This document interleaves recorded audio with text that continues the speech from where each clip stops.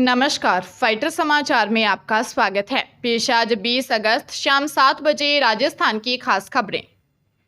Rajasthan civil services appeal tribunal यानी RAT ने संविदा पर काम कर रही महिला डॉक्टर को मैटरनिटी लीव यानी मातृत्व अवकाश देने के लिए कहा है। न्यायिक सदस्य अनंत भंडारी और सदस्य शुचि शर्मा ने डॉक्टर अक्षिता की याचिका पर सुनवाई करते हुए यह आदेश दिए। रेट के याचिकाकर्ता की 180 दिन की मैटरनिटी लीव को स्वीकृत कर फिर ऑफिस ज्वाइन करवाने के निर्देश दिए हैं। दरअसल चिकित्सा एवं स्वास्थ्य विभाग ने याचिकाकर्ता की मैटरनिटी लीव को स्वीकृत नहीं किया था, वहीं उसे फिर से ऑफिस ज्वाइन नहीं करवाया था। रेट ने चिकित्सा एवं स्वास्थ्य विभाग के प्रमुख शासन सचिव, निदेशक और सीएमएचओ सीकर को लीव स्वीकृत कर कार्य ग्रहण करवाने की अनुमति देने के आदेश दिए हैं। चूरू के गवर्नमेंट डीबी अस्पताल में प्रशिक्षु नर्स के साथ बदसलूकी के मामले में चिकित्सा एवं स्वास्थ्य विभाग ने नर्सिंग ऑफिसर सुभाष चंद्र सिहाग को तत्काल प्रभाव से सस्पेंड कर दिया है। चिकित्सा एवं स्वास्थ्य मंत्री गजेंद्र सिंह खेमसर ने प्रकरण संज्ञान में आने पर तत्काल प्रभाव से नियमानुसार कार्रवाई किए जाने के निर्देश दिए हैं। अतिरिक्त मुख्य सचिव शुभ्राज सिंह ने बताया कि चिकित्सा मंत्री के निर्देश पर विभाग ने तुरंत प्रभाव से नर्सिंग ऑफिसर सुभाष चंद्र सिहाग को सस्पेंड कर दिया है। गौरतलब है कि दुधवाखारा पुलिस ने प्रशिक्षु नर्स के पर्चा बयान के आधार पर नर्सिंग ऑफिसर सुभाष चंद्र सिहाग के खिलाफ छेड़छाड़ करने और एसी/एसटी की धाराओं में मामला दर्ज किया है।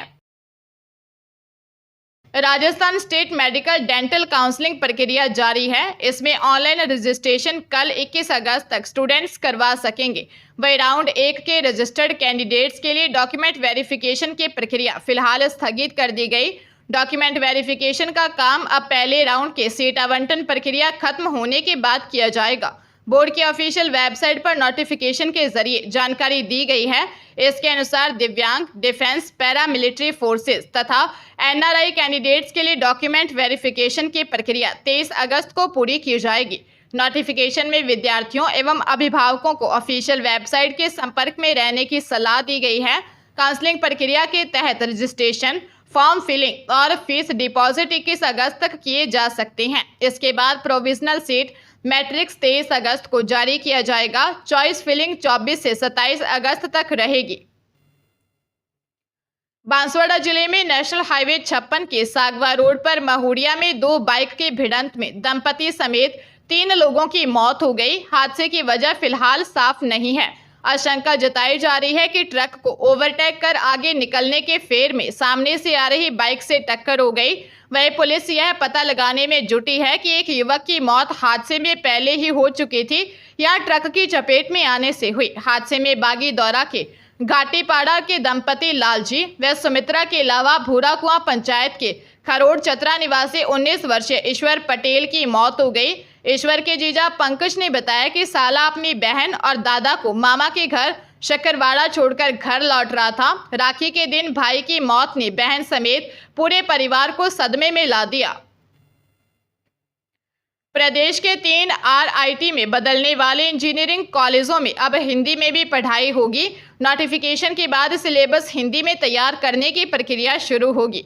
हाल ही में जयपुर में हुई बैठक में आरआईटी के लेकर 3 कॉलेजों के प्राचार्यों को भी बुलाया गया था। केंद्र और राज्य सरकार की मंशा के मुताबिक विद्यार्थियों को हिंदी और अंग्रेजी दोनों माध्यम के विकल्प दिए जाएंगे। इंजीनियरिंग कॉलेजों में अंग्रेजी सिलेबस ही लागू है। हालांकि देश के कई आईआईटीज में भी हिंदी सिलेबस लागू करने की बात कही जा चुकी है।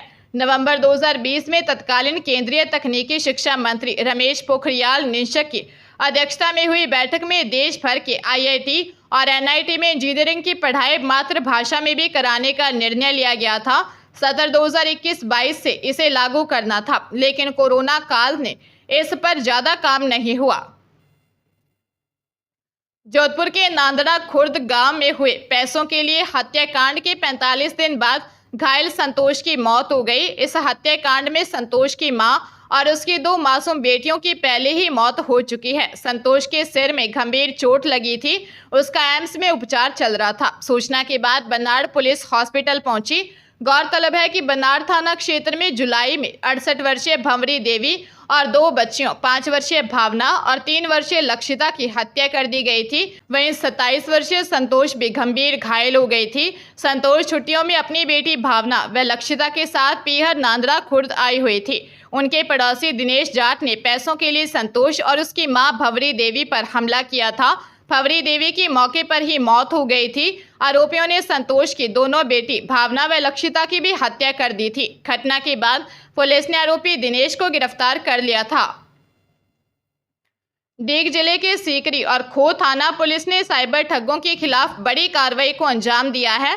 सीकरी थाना पुलिस ने 9 साइबर ठगों को पकड़ा है, जिसमें 2 नाबालिग हैं। ठगों के कब्जे से 13 मोबाइल, 4 फर्जी सिम, 2 मोटरसाइकिल जब्त की गई है। वहीं खो थाना पुलिस ने 2 साइबर ठगों को पकड़ा है, जिनके कब्जे से 3 मोबाइल जब्त किए हैं।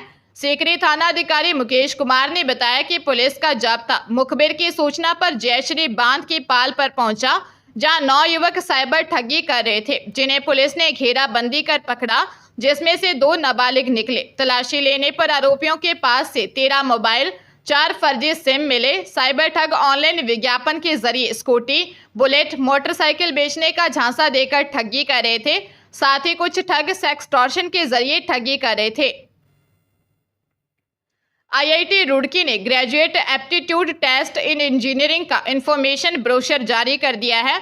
रजिस्ट्रेशन प्रक्रिया 24 अगस्त से शुरू हो जाएगी। बिना लेट फीस के साथ 26 सितंबर तक रजिस्ट्रेशन करवाया जा सकता है। परीक्षा 1, 2, 15 व 16 फरवरी 2025 में आयोजित की जाएगी। ग्रेजुएशन पूरी कर चुके छात्र और फाइनल ईयर की पढ़ाई करने वाले छात्र भी परीक्षा के लिए पात्र होंगे।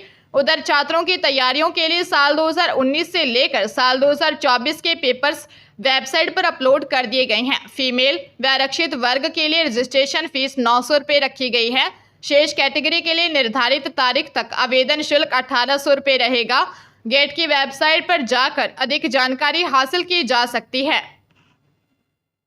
सवाईमाधोपुर जिले के मान टाउन थाना पुलिस ने सर्जिकल मास्क सप्लाई करने के बहाने 10 लाख रुपए की धोखाधड़ी करने के एक आरोपी को गिरफ्तार किया है। पुलिस ने 45 वर्षीय चंद्रवीर सिंह उर्फ डॉक्टर सीवी सिंह उर्फ दीपक यादव निवासी सिरसा को गाजियाबाद उत्तर प्रदेश से डिटेन किया है। उसे पूछताछ के बाद गिरफ्तार किया है।